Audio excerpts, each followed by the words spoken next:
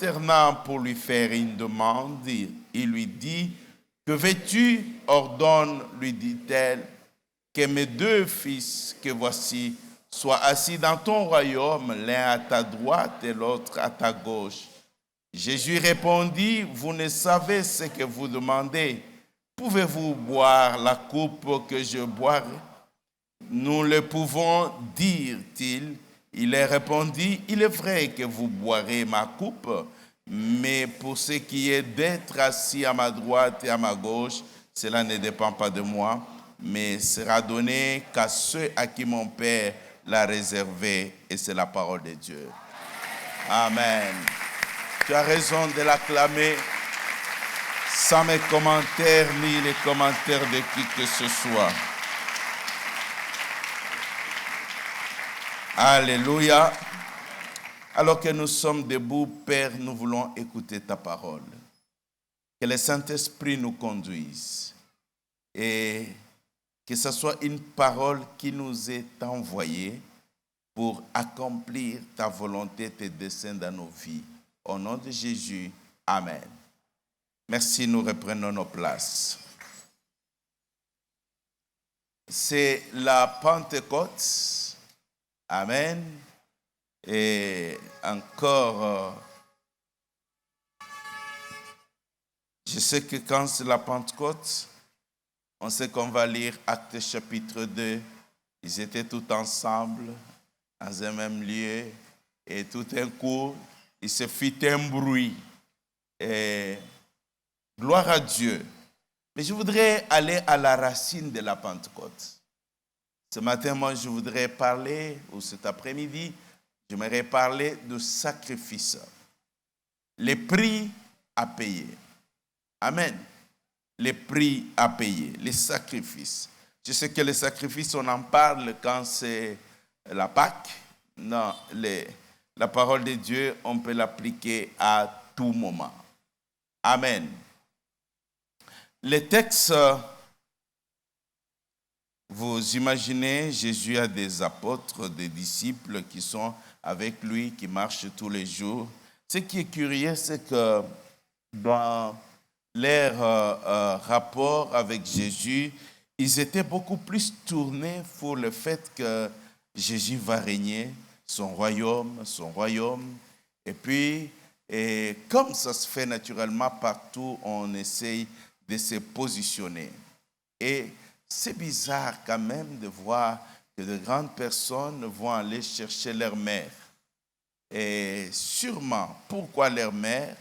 On ne peut pas prendre quelqu'un qui n'a pas un pouvoir ou une influence ou une relation. Ça veut dire qu'il y avait un élément que cette femme, leur mère, pouvait jouer. C'est pour ça qu'ils ont demandé qu'elle vienne. Et pour que juste avoir une promotion, parce que maman est intervenue, l'un soit à gauche, l'autre à droite. Alléluia. Et la plupart, ça, c'est ce que nous concevons de la vie chrétienne, qui est très, très faux, parce que on pense que la vie chrétienne, c'est une question de promotion, qu'un jour ou un autre, voilà, je me connais avec le pasteur, on est des mêmes origines, ou ceci, bon voilà, je vais avoir une position et tout cela. Ça, c'est juste le truc de la chair, mais dans le spirituel, c'est autre chose. Alléluia. Alors donc, on cherche cela. On pense qu'à un certain moment, en restant longtemps à l'église, ça va finir par se faire. Ça va finir par se faire. Les paniers tournent encore. Donc, ça va être mon tour un jour. Un jour, ça va être mon tour. Amen. Je ne veux pas que tu t'inscrives à cette école-là. Est-ce que tu m'entends? Si tu es déjà inscrit, tu peux déjà te désinscrire et changer d'école. Amen. Changer d'école. Parce que tu risques de rester longtemps et finir par former les clubs des anciens déçus. Vous voyez, dans chaque église, il y a un club des anciens déchus. Nous, on est dans cette église depuis longtemps. Et puis, nous, et tout cela, ces jeunes-là qui viennent et tout cela, ils se consolent entre eux et tout cela. Bon, même si au moni va pambola mi to ebite ceux qui ont vraiment zambé, tous en zambété. Donc il y a ces clubs-là. Quitte ces clubs-là. Alléluia. Quitte ces clubs-là. Quitte le club de ceux qui critiquent et soit dans le club de ceux qu'on critique. Je ne sais pas si tu as compris. J'ai dit, quitte le club de ceux qui critiquent, entre dans le club de ceux qu'on critique. Quand on te critique, c'est qu'il y a quelque chose qui se passe dans ta vie. Il y a quelque chose qui se passe dans ta vie. Alors donc, mais Jésus répond et il dit, vous ne savez pas ce que vous demandez. Vous ne savez pas ce que vous demandez. En fait, il réalise que ce que vous voulez là, ça ne s'obtient pas de cette manière-là.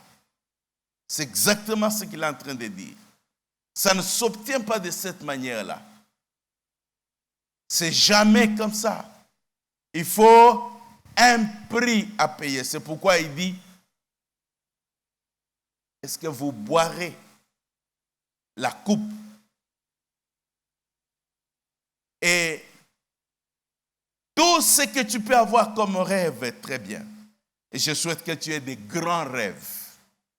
Mais quand tu as des rêves, essaie de discerner quel est le prix à payer pour le rêve que j'ai. Si tu ne discernes pas, ça va être assez compliqué. Et Jésus dit, pourquoi? Parce que vous allez vous tenir à ma gauche, à ma droite. Mais moi, pour arriver là, je paye le prix. Ce n'est pas gratuit. Je paye le prix. Philippiens chapitre 2. On parle de Jésus. On dit qu'il n'a pas regardé comme une proie à arracher le fait d'être l'égal de Dieu, mais qui s'est humilié, qui s'est rendu lui-même obéissant jusqu'à la mort, et à la mort sur la croix. C'est pourquoi aussi son Dieu, donc, l'a souverainement élevé et lui a donné le nom au-dessus de tout nom, en sorte qu'au nom de Jésus, tout genou fléchisse. Amen. Et que toute langue confesse que Jésus-Christ est Seigneur. Amen. Que Jésus-Christ est Seigneur. Il dit, c'est pourquoi aussi. Donc, il y a ce qu'il a fait, et c'est ce qui a amené à cette position-là. Et donc, cette position-là, on ne va pas juste ramasser les gens parce que, bon, voilà, ta mère est ma cousine, et puis on se met là. Non, non.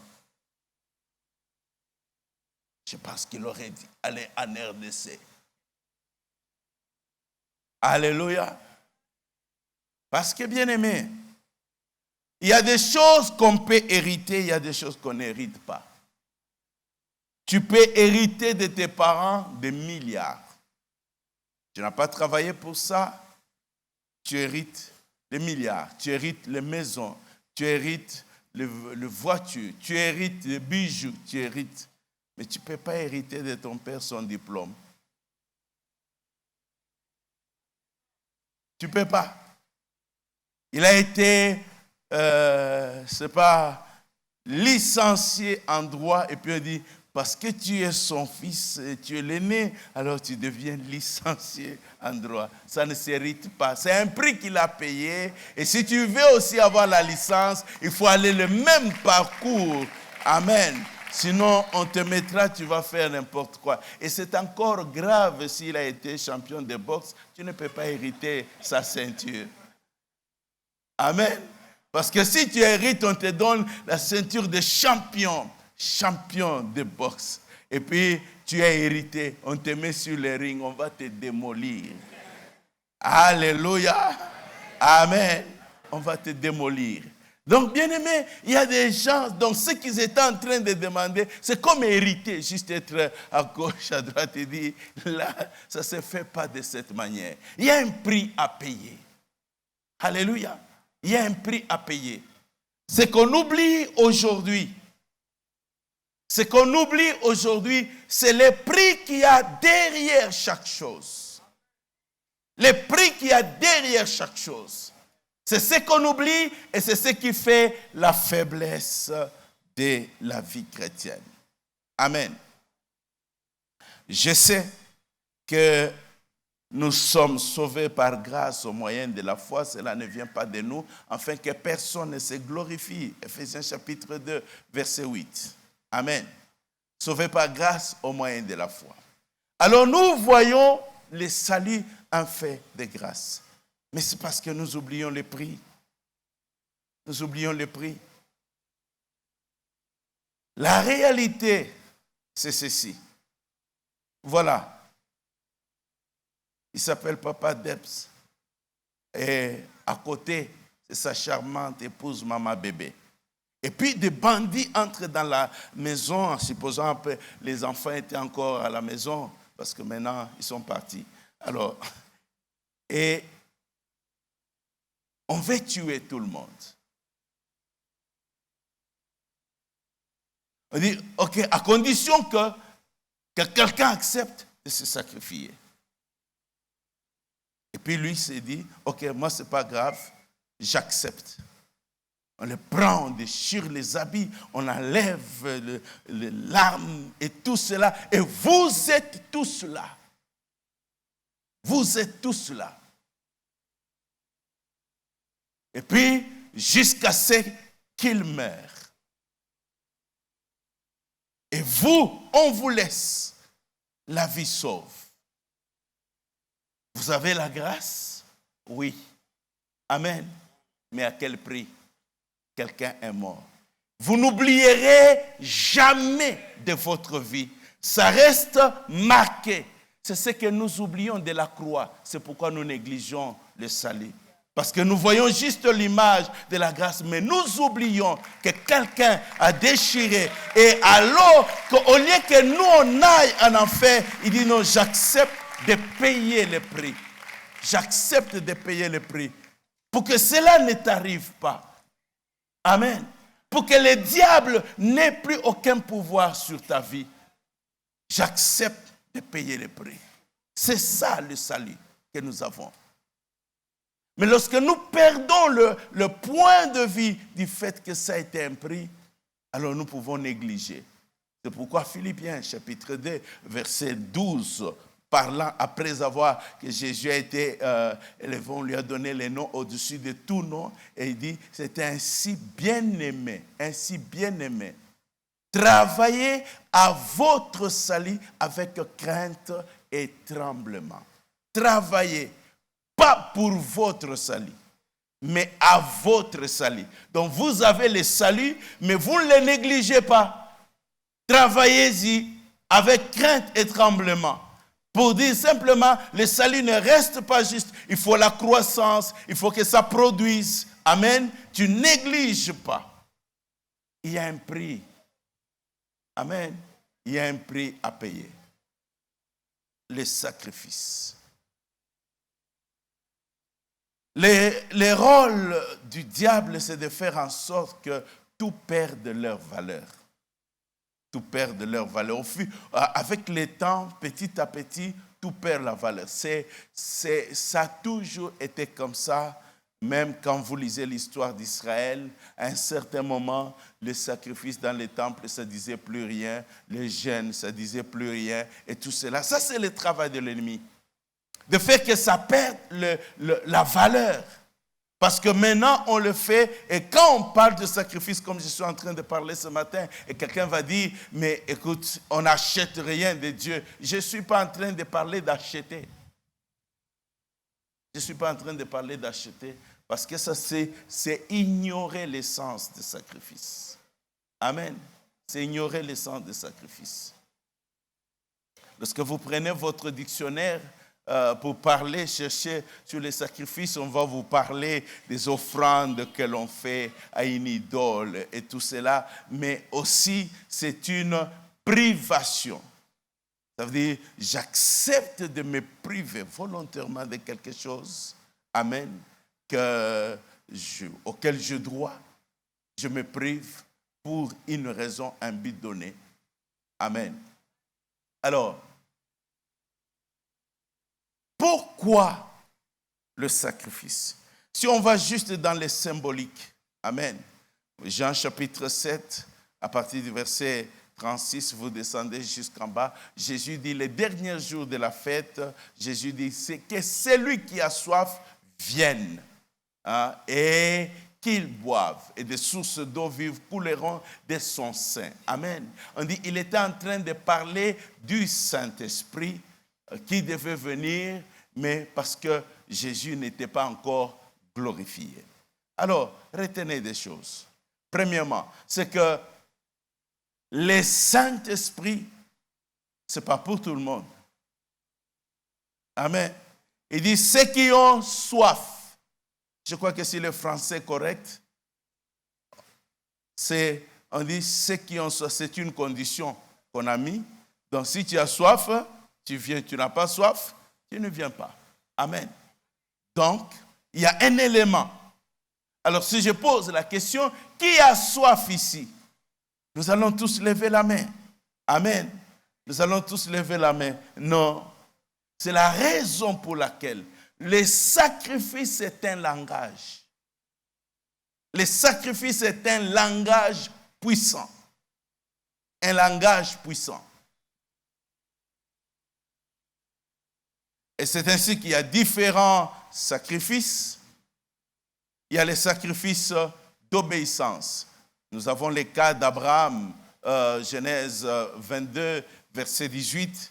On dit, Dieu dit à Abraham, à partir de 16, il demande son fils unique. Abraham donne son fils.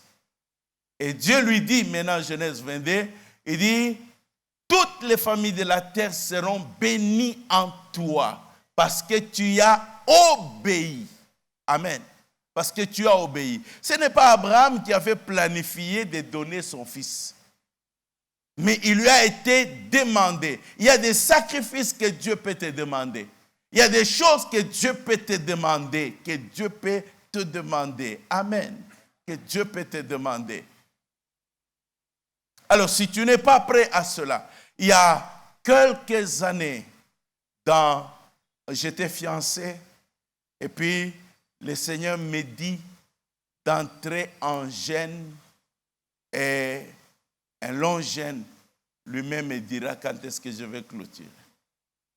Et je vois, vous comprenez déjà, c'était compliqué, mais si maman Hélène était là, voilà les termes que je lui ai dit. J'ai dit, je vais entrer en retraite. Si je meurs, il dira aux gens, il voulait obéir à Dieu. Amen. Parce que, bien aimé, je ne savais pas. C'était un sacrifice pour moi, je ne sais pas pourquoi Dieu me demande ça. Pourquoi il me demande ça? Non, ce n'est pas moi qui ai planifié, je vais entrer en prière, je vais faire. Non, non, c'est Dieu qui me demande. Et j'entre en prière. Et c'est dans cette prière-là que Dieu va me demander de commencer cette église. Donc le prix qui devait être payé, c'était parce que toi tu dois venir. Parce que toi tu dois être là. Alléluia. Parce que bien aimé, les prix, les sacrifices parlent. Les sacrifices parlent. Amen. Il y a les sacrifices d'amour. Nous connaissons Jean 3,16, car Dieu a tant aimé le monde qu'il a donné son Fils unique. Amen. Nous connaissons. C'est une expression, c'est un sacrifice. Et dans la plupart des temps, le grand sacrifice, c'est des sacrifices d'amour. Or, combien des hommes, des parents sont prêts à se sacrifier pour leurs enfants. Vous voyez un parent qui se lève le matin, qui n'a qu'un seul souci que ses enfants. Amen. Il paye le prix. Personne ne dit, mais pourquoi tu dois t'élever? Pourquoi ce n'est pas ta femme qui t'élève? Pourquoi ce n'est pas elle? Parce qu'il est prêt à payer. Et c'est cet amour-là, L'amour, on ne peut pas bien aimer quand c'est vrai du fond de ton cœur. On ne regarde pas les sacrifices qu'on paye. Alléluia. Il y a les sacrifices de la foi. Donc, c'est vrai que nous mettons tout sacrifice, mais il y a le sacrifice de la foi, qui est juste un acte de ta foi et de ta confiance en Dieu. Lorsqu'on reprend le même offrande d'Abraham pour Isaac, l'auteur des Hébreux dit, Hébreux 11, verset 19, il dit ceci. C'était parce qu'Abraham pensait que Dieu est capable de ramener Isaac à la vie. Donc, il a posé un acte avec une assurance, je sais. Bien-aimé, aujourd'hui, si Dieu te demande ta maison, tu vas dire, Seigneur, ce n'est pas possible. Comment je vais donner l'unique maison que j'ai, tout cela? Là, c'est parce que tu n'as pas une assurance en Dieu. Mais si, du fond de ton cœur, tu as l'assurance que non, avant la fin de l'année, la maison que j'ai donnée là, Dieu va me donner des immeubles. Tu vas le faire, même quand la famille critique et tout cela, tu sais, parce que tu sais qu'à la fin, ils vont venir, ah, tu avais raison, amen, tu avais raison. Donc, il y a toujours un aspect de la foi important. Il y a aussi un acte qui est juste de reconnaissance, les sacrifices de reconnaissance. David a travaillé toute sa vie. Et à la fin de sa vie, il a pris tout ce qu'il a gagné dans sa vie. Il a donné à Dieu. Tout ce qu'il a gagné pour bâtir. Simplement sa reconnaissance à son Dieu. Et ça, nous sommes plusieurs, nous pouvons faire. Il y a des sacrifices que j'appelle obligatoires. C'est comme dit la Bible, la nature ne vous enseigne-t-elle pas? L'apôtre Paul est en train de donner l'exemple à Timothée sur les cultivateurs, sur les sportifs. Amen.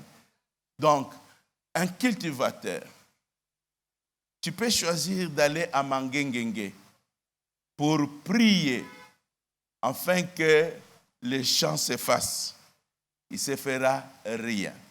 Amen. Quand tu veux cultiver, tu dois te soumettre à la loi. Donc, c'est un prix à payer. Il n'y a pas autre chose à faire. C'est comme la maternité. Tu vas avoir des enfants, même si on dit aujourd'hui il y a des piqûres, je ne sais pas quoi. Mais écoutez, tu vas toujours souffrir. Que tu le veuilles ou pas. On n'accouche pas par télécommande. Donc ça, c'est le prix naturel. Des sacrifices naturels, ça existe. Amen. Il y a ce qu'on appelle des sacrifices des insensés. Ecclésiastes chapitre 5, verset 1. Ça veut dire que c'est des gens qui font des sacrifices mais en étant des ignorants. Ils ne savent même pas ce qu'ils sont en train de faire. Et malheureusement, ça n'a pas de valeur. Ça n'a pas de valeur. Alléluia. Ça n'a pas de valeur. Alors, toi et moi, je ne veux pas que nous soyons dans cette classe-là. Au moins, nous pouvons nous retrouver de ceux qui font les sacrifices d'amour, de foi, d'amour, de reconnaissance. Et ça, c'est important. Amen. Mais pourquoi il nous faut absolument des sacrifices? Pourquoi il nous faut absolument les sacrifices? Je vous ai, tout à l'heure, je vous ai fait dire, la vie n'a pas de prix. La vie n'a pas de prix. La vie n'a pas de prix. Si tu considères que ta vie n'a pas de prix, tu seras prêt à payer n'importe quel prix. Mais si tu ne considères pas cela, alors, tout ça, je vais vous amener à la Pentecôte. Amen. Je vais vous emmener à la Pentecôte. De toute l'histoire de l'Église, toutes les fois qu'il y a eu de grandes manifestations, de grandes visitations, aujourd'hui le mouvement pentecôtiste est né dans ce qu'on appelle l'expérience d'Azusa. Azusa, c'est une rue des États-Unis où un certain Seymour, un groupe de gens qui étaient en train de prier, ils se sont dit ceci. Est-ce que le fait que les apôtres parlaient en langue, c'était juste pour cette époque-là ou c'est aussi pour notre époque? Et ils ont commencé à prier. Ils ont commencé à prier. Ils n'ont pas fait une veillée. Ils n'ont pas fait une nuit de prière. Ils n'ont pas prié un jour. On nous dit qu'ils priaient chaque jour au moins 5 heures, chaque jour, au moins 5 heures. Et vous savez combien de temps ça a pris? 3 ans. Et ce mouvement qui va se déclencher, c'est là que le ciel va s'ouvrir, le mouvement pentecôtiste, les gens sont baptisés dans le Saint-Esprit et ça va se répandre dans le monde entier. Mais les gens ont payé le prix. Les gens ont payé le prix. Et c'est là pour toutes les histoires. Il doit y avoir quelque chose qui doit se passer dans ta vie. Amen. Qui doit se passer dans ta vie. Alors, pourquoi les sacrifices? Parce que chaque sacrifice véritable parle. J'ai dit chaque sacrifice véritable parle. Le sacrifice parle. Même si tu n'as rien dit, le sacrifice en lui-même parle. David a pris seulement, il dit, je vais bâtir la maison de l'Éternel. Il n'a pas parlé. Mais Dieu a dit, ok, c'est moi qui vais te bâtir. Donc Dieu a vu seulement l'acte. Les sacrifices qu'il a fait parlaient beaucoup plus que toutes les prières qu'il pouvait exprimer. Et en retour, Dieu lui a dit, voilà, il y aura toujours un de tes descendants. Salomon est allé à Gabaon. Il a donné 1000 holocaustes.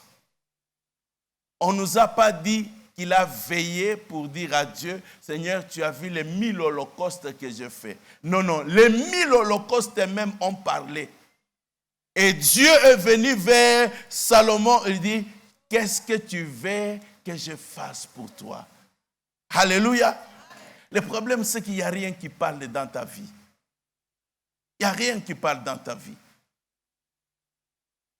Il faut que ta vie parle. Il faut qu'il y ait des actes qui parlent dans ta vie. Alléluia. Il faut qu'il y ait des actes qui parlent dans ta vie. C'est ça le pouvoir de sacrifice. Tu es dans les combats, tu es dans les défis, tu es dans ce que tu penses obtenir. Mais il n'y a rien qui parle. Alors nous avons juste, nous espérons. Comme on l'a dit, les paniers tournent encore. Ce sera mon tour un jour. Amen. Donc, les sacrifices parlent. Deuxièmement, pourquoi les sacrifices? Jésus, dans l'enseignement dans Matthieu chapitre 6, il dit, là où est ton trésor, c'est là qu'il y a ton cœur. C'est là qu'il y a ton cœur. Donc, si tu veux toucher, je prends exemple, papa urbain touche sa fille, là, tu vas avoir des problèmes. Amen. Alléluia. Alors, ça veut dire chaque personne, chaque être humain, son cœur est quelque part. Son cœur est quelque part. Alors, lorsque tu prends ton trésor, c'est comme ça que le cœur d'Abraham était en Isaac. Mais lorsqu'il prend Isaac pour offrir à Dieu, ça montre tout ce que son cœur peut dire à Dieu. C'est comme ça que quand Dieu a vu ça, il a juré, il a dit, Abraham, parce que tu as fait cela, je te bénirai. Et toutes les familles de la terre seront bénies en toi. Vous savez pourquoi vous ne réclamez pas la bénédiction d'Abraham? Parce que vous pensez que c'est une faveur. Non, la bénédiction d'Abraham, c'est une alliance. Alléluia. C'est une alliance. Isaac était déjà mort. Isaac était déjà mort. Donc chaque fois que je viens devant Dieu, je dis à Dieu, Isaac est mort. Et tu as juré à Abraham que Dominique sera béni à cause de cet acte. Personne, ni le diable, ni le temps, personne n'effacera ce qu'Abraham a fait. Alléluia. C'est parce qu'on ne réclame pas cela, on a oublié. On commence à regarder, mais avec mon diplôme et tout cela. Alléluia. Pourquoi les sacrifices? Parce que, bien aimé, les sacrifices a le pouvoir de donner accès au surnaturel. De faire intervenir le surnaturel dans ta vie. Lis attentivement ta Bible. Prends de la Genèse à l'Apocalypse et regarde tous les sacrifices qui se sont faits. C'est la raison pour laquelle, même dans le monde de ténèbres, c'est pas juste quelqu'un a dit, bon voilà, je veux être un occultiste, le diable dit, viens, je suis là. Non, non, même le diable exige les sacrifices. Alléluia. Il exige les sacrifices. Parce que les sacrifices, pourquoi? Parce que ça représente ta vie. Ça représente ta vie. Quand tu prends, je ne sais pas, ton salaire et tout cela, ce n'est pas juste le montant qui est là. C'est le fait de se lever le matin. C'est le fait de travailler. C'est le risque que tu prends aller de chaque jour aller au travail. C'est ça que Dieu regarde. C'est ta vie que tu as donnée. Amen. Et c'est comme ça que ça donne. Vous voyez là où nous sommes. Ici. Il y a des anges. Alléluia. Il y a une porte au ciel ici. Juste ici. Amen. Mais il n'y a que lorsque tu payes le prix, que toi tu peux ouvrir, toi tu peux voir. Tu dis, je vois les anges et les voisins qui disent, ils sont où? Parce qu'il n'y a que toi qui as ouvert et que toi seul qui peux voir. Lorsqu'Abraham a donné Isaac, il n'y avait qu'Abraham qui pouvait voir les béliers, pas quelqu'un d'autre. Alléluia. Il n'y avait qu'Abraham. Bien-aimé, quand tu les poses, ça te donne la possibilité de voir ce que les autres ne peuvent pas voir. Amen. Et écoute maintenant. Si la situation de ta vie, Dieu avait prévu que ça soit résolu par le surnaturel, et que toi, dans ta vie, tu n'as pas permis au surnaturel d'intervenir. Ça veut dire que tu seras bloqué toute ta vie. Tu auras l'impression que Dieu n'a pas agi, mais le problème, c'est toi. Alléluia. Ah oui, peut-être que tu ne savais pas. Je t'informe qu'il y a des situations que Dieu a prévues que seulement le surnaturel le ferait. Il trace les chemins des enfants d'Israël jusqu'à la terre promise. Pendant que Dieu traçait les chemins, son GPS passe par la mer Rouge. Il n'a pas mis des bateaux. Il n'a rien mis. Mais il sait que quand ils arriveront là, le surnaturel interviendra. Alléluia. le surnaturel interviendra. Donc des fois, quand tu es devant l'impossible, c'est un langage de Dieu pour dire, maintenant devant cet impossible, il faut que le surnaturel intervienne. Que le surnaturel intervienne. Alléluia. Et c'est là la place du Saint-Esprit. Le patron du surnaturel. Alléluia. Oh mon Dieu. Nous sommes dans le monde où nous marchons avec l'invisible. Et Jacob arrive, il passe la nuit, il met sa tête sur une pierre. Sur une pierre. Et il passe la nuit. Il est sûr qu'il est seul et tout cela. Et là, il va avoir une vision. J'aime sa réaction. Il dit, ce lieu est terrible. Dieu est en ces lieux et moi, je ne le savais pas. Donc, quand il dit, je ne le savais pas, c'est que maintenant, je le sais. Alléluia. Quand toi, tu arrives au même endroit, tu ne vois pas d'échelle, tu ne vois pas de porte, et tu ne vois pas que Dieu est là. Alléluia. Et c'est ainsi qu'il n'y a que ton sacrifice. Personne ne sait hériter de ça. C'est ton prix que toi tu payes, qui t'ouvre. Qui t'ouvre. Alors pourquoi ça permet au Saint-Esprit d'agir dans ta vie? 3 raisons. La première, le Saint-Esprit n'intervient que lorsque l'homme reconnaît son incapacité. Alléluia. L'homme reconnaît son incapacité. Or, généralement, lorsque tu reconnais ton incapacité, c'est là que tu es prêt à faire les sacrifices. J'expliquais, il y a quelques années, une maman m'a appelé et elle avait sa fille qui était tout le temps malade. Tout le temps alors. Et puis, des prophéties, messages, visions de la mort de l'enfant. Alors, elle m'a appelé. Elle a sorti. Il dit, ça c'est tout ce que j'ai comme bijoux.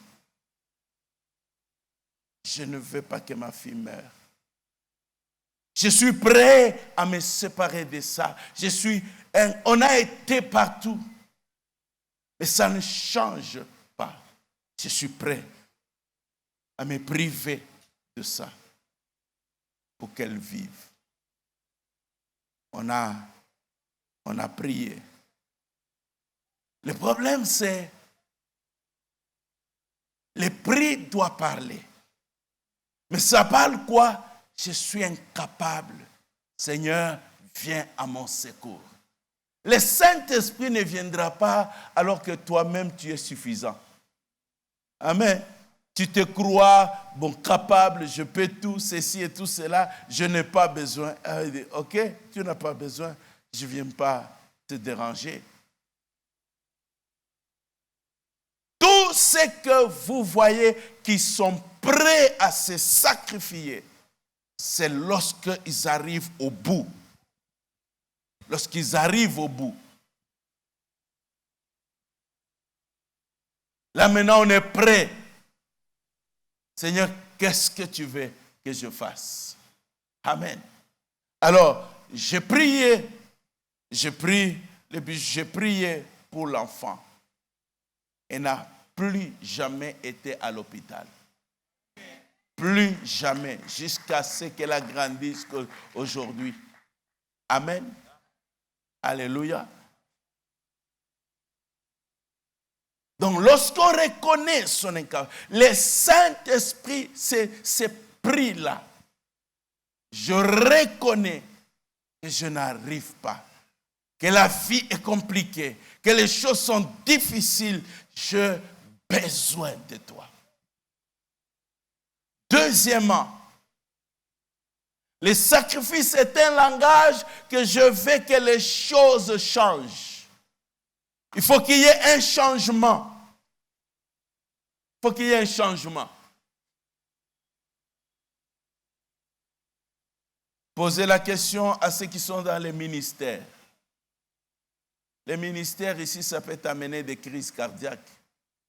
Ça peut t'amener des soucis.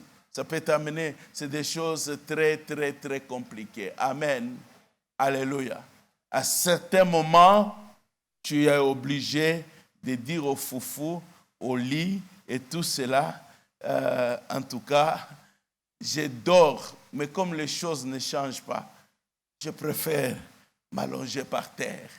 Je préfère me priver de toutes ces choses parce que j'ai besoin que Dieu intervienne. Alléluia. C'est ainsi que Jésus a dit que celui qui a soif, c'est des actes qui montrent ta soif. Ce n'est pas juste le fait de dire j'ai soif. Amen. C'est les actes que tu poses qui montrent, Dieu regarde et dit, cet enfant, cette fille a soif. Et il va faire. Amen. Et troisièmement, le sacrifice est toujours un acte d'honneur à l'égard de la personne pour qui on se sacrifie. Amen. Toujours. Lorsque on veut dans sa vie honorer Dieu, on veut que Dieu soit glorifié. C'est ce que je disais ici tout à l'heure à propos de David. David voulait honorer Dieu. Et que Dieu soit honoré. Vous savez, c'est lui que vous honorez. Il devient votre défenseur. Il devient votre protecteur. Il devient tout pour vous. Amen. Parce que c'est lui que vous honorez. Menez votre vie de manière à honorer le Seigneur. Je remarquais qu'à chaque fois que Dieu peut me demander des choses, qu'il me demande, ça fait un temps depuis, je crois déjà maintenant 2 ans, chaque fois, Dieu me demande, fais ceci, je fais, fais ceci, je fais, fais ceci, je fais. Et puis, je suis en train de regarder, mais je suis en train de faire des sacrifices, mais qu'est-ce qui se passe? Alléluia. Il y a toujours une raison. Amen. Il y a toujours une raison. Toujours une raison. Et vous verrez toujours qu'après, les portes vont s'ouvrir. Alléluia. Les portes vont s'ouvrir. Et ce que j'aime, c'est cette intervention du surnaturel.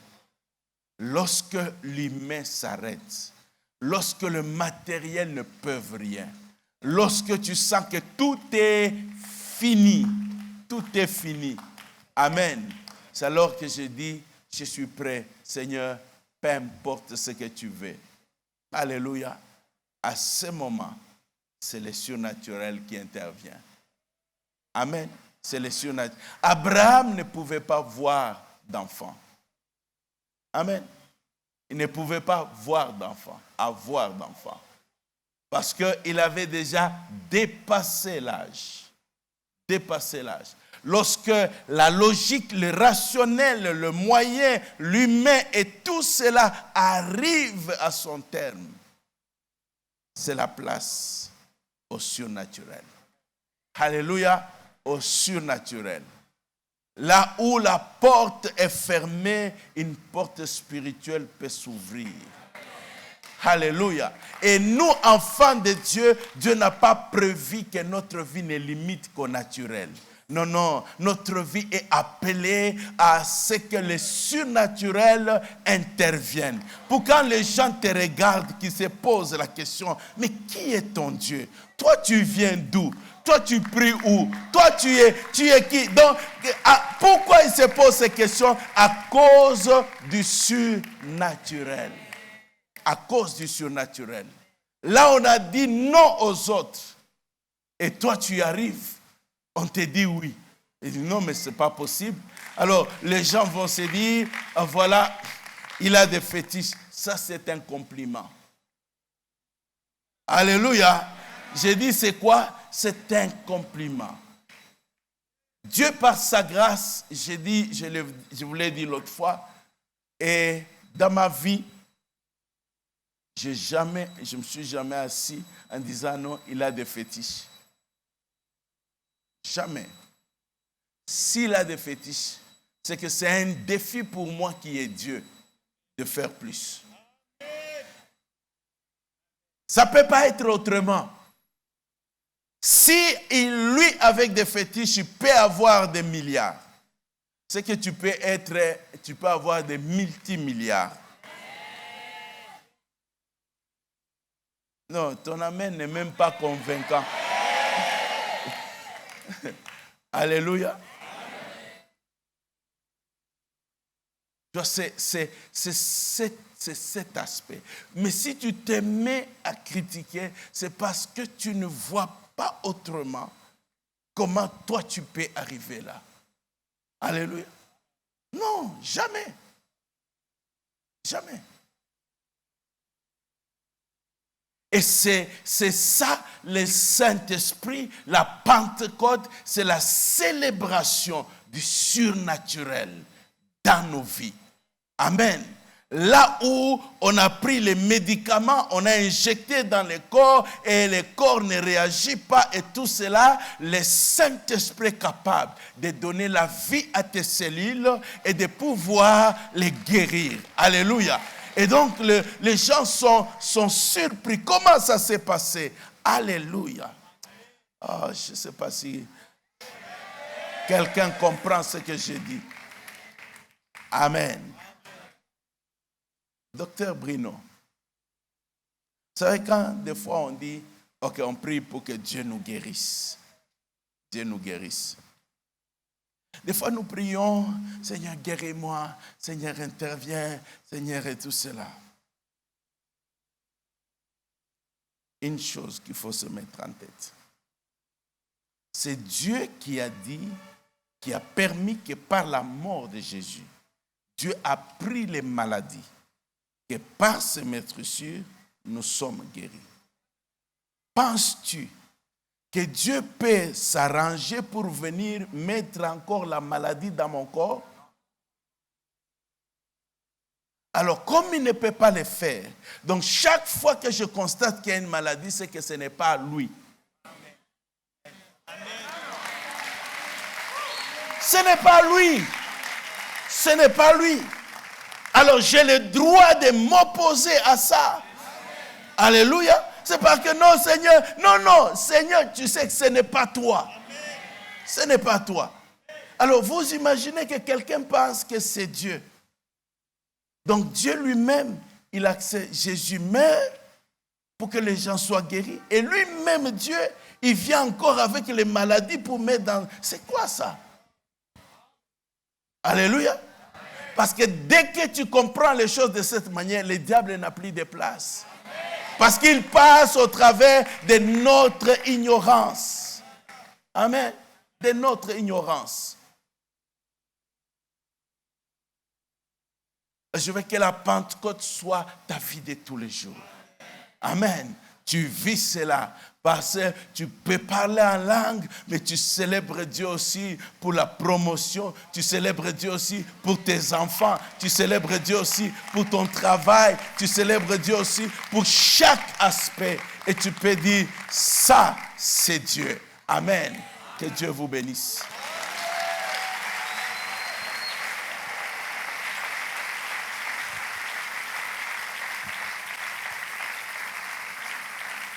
Nous voulons prier.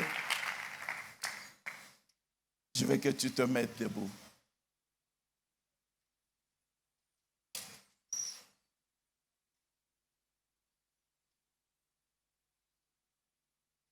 La Bible dit que c'est Dieu qui produit en nous le vouloir et le faire. Si tu as toujours eu peur, dis à Dieu, bannis la peur de ma vie. Bannis la peur de ma vie.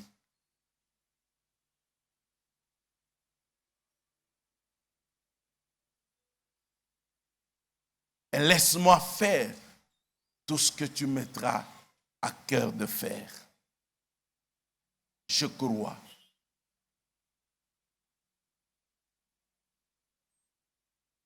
Élève ta voix.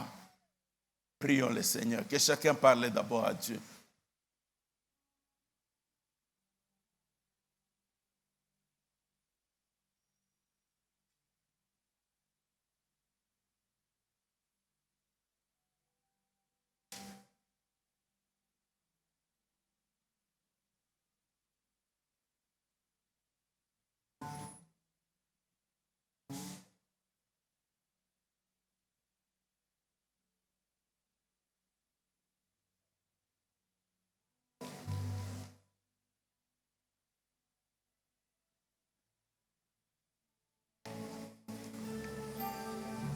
Ne te préoccupe pas de ton voisin. Parle à Dieu, parle à Dieu.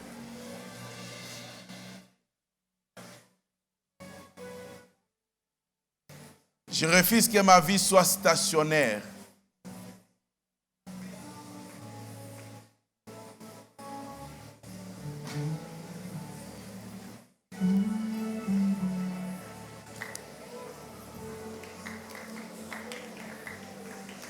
Tu ne comprenais pas pourquoi l'Esprit te poussait toujours à gêner, à gêner. Maintenant, dis à Dieu, donne-moi de le faire. Donne-moi de le faire.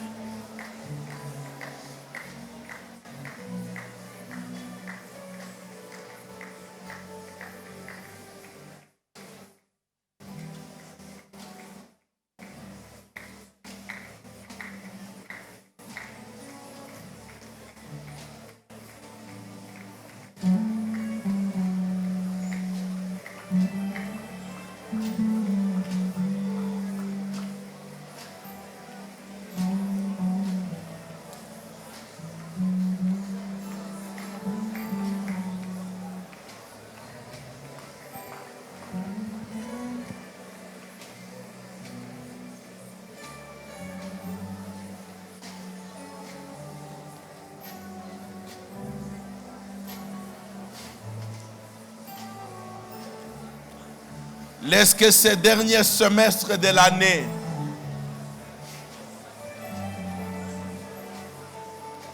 le ciel s'ouvre sur ta vie. Les anges interviennent.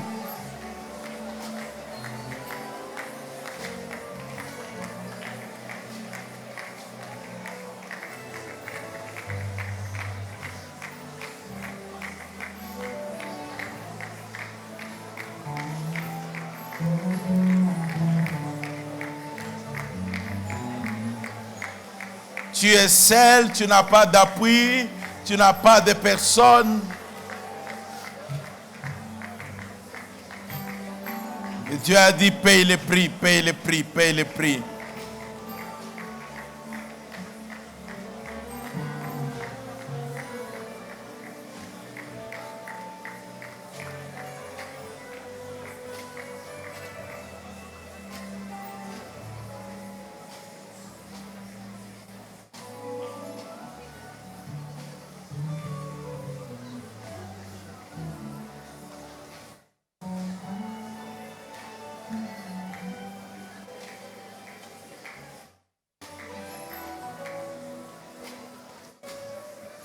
Père de gloire, laisse-moi prier pour toi, éternel Dieu très haut.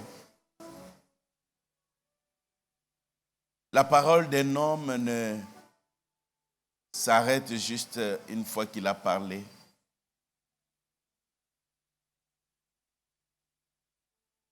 Mais lorsque tu envoies ta parole à une personne, lorsque quelqu'un dit Dieu m'a parlé et que cela vient de toi, c'est que son sort a changé. C'est qu'éternel, tu t'élèves. Je prie pour le Saint-Esprit. Alors que chacun de nous obéira à ta voix, fera ce que tu demandes, paiera le prix qui est conforme à l'amour, à la foi ou à l'obéissance. Dieu très haut, merci d'intervenir et de faire de ce frère et de cette sœur un symbole qui a un Dieu créateur, qui a un Dieu tout-puissant. Oui, Seigneur, pour que lorsqu'il rentrera auprès du médecin, que le médecin dise, ton Dieu est vivant. Oui, Père, qu'il en soit ainsi, pour que sa famille reconnaisse qu'il y a un Dieu. Glorifie-toi au nom de Yeshua, notre Seigneur et Sauveur. J'ai ainsi prié.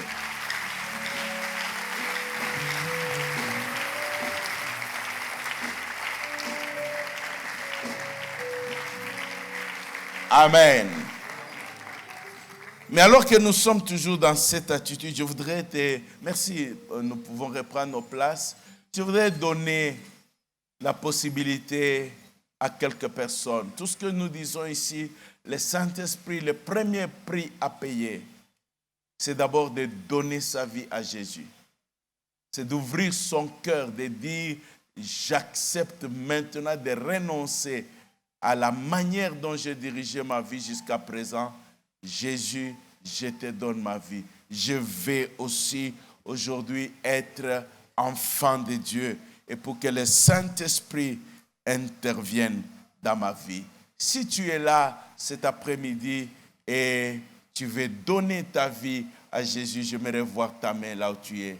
Tu dis, oui pasteur, aujourd'hui, je vais donner ma vie au Seigneur. Merci, lève ta main. Merci, merci. Je vois une main. Je vois une main. Au balcon. Au balcon. Ta vie ne sera plus jamais la même. Ta vie ne sera plus jamais la même. Tout ce que tu vois ici, ne te préoccupe pas. Un jour ou l'autre, chacun a pris sa décision de donner sa vie au Seigneur. Alors ceux qui ont levé leurs mains, voulez-vous vous tenir debout là où vous êtes? Merci. Merci. Merci. Merci. Merci. Merci.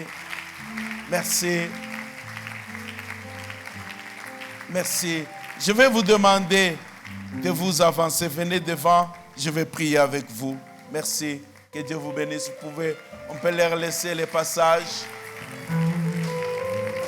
Même si tu es encore assis, mais ta voix, ton cœur est en train de te dire, aujourd'hui c'est ton jour.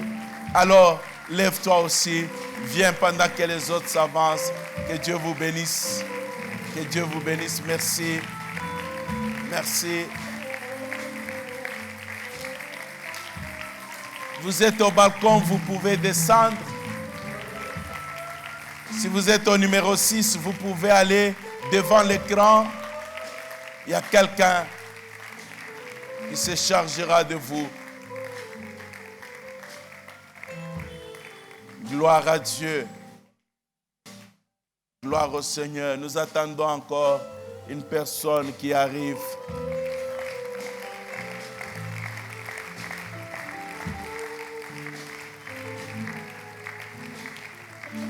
C'est une occasion que tu ne regretteras jamais.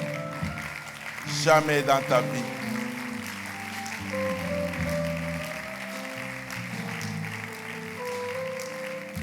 Dieu soit béni. J'avais 24 ans lorsqu'un jour j'ai pris cette décision-là. Donc, des fois on a l'impression que quand les gens prêchent, c'est parce qu'ils ont déjà grandi et puis voilà. Non, j'avais 24 ans. Et je venais de terminer mes études. Et ce jour-là, j'ai pris la décision que je n'ai jamais regretté et que je ne regretterai jamais. De confier sa vie entre les mains du Seigneur pour qu'il change notre vie. C'est lui qui change notre vie. Toutes les personnes que vous voyez ici, ils ont pris cette décision et c'est Dieu qui change nos vies. Et la chose la plus importante, c'est que lorsque vous donnez votre vie au Seigneur, son esprit vient en vous. Parce que vous avez décidé d'offrir vos vies et l'Esprit de Dieu vient en vous. Et aujourd'hui, si la trompette sonne et toi et moi, on sera enlevés, on ira avec le Seigneur. C'est pour ça que c'est la meilleure des choses. Alors, je vais vous aider juste à prier. Faites de cette prière votre prière. Donc, répétez juste après moi à haute voix. Seigneur Jésus,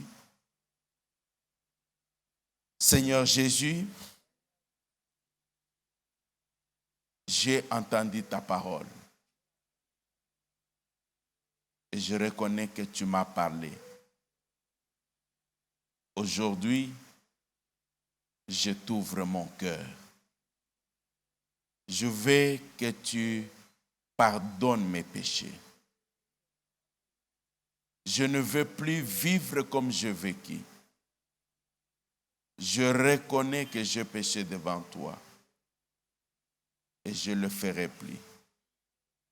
Sois mon sauveur et mon Seigneur. Merci Seigneur Jésus, parce que je crois, à partir de maintenant, moi aussi, je suis sauvé. Je suis pardonné. Merci Seigneur. Laissez-moi prier pour vous. Père de gloire, Dieu de grâce, je viens devant toi avec les bien-aimés, les recommander entre tes saintes mains. Toi qui sauves, transformes, pardonnes, Seigneur, merci de l'opérer. Et que le Saint-Esprit prenne la direction de leur vie, aujourd'hui et pour toujours, au nom de Jésus. Amen. Alors, il y a un bien-aimé qui est juste à votre gauche. Il s'appelle Néhémie. Lui et une grande équipe, ils sont là. Ils vont juste prendre vos coordonnées et vous allez revenir dans la salle. Que Dieu vous bénisse. Vous pouvez le suivre.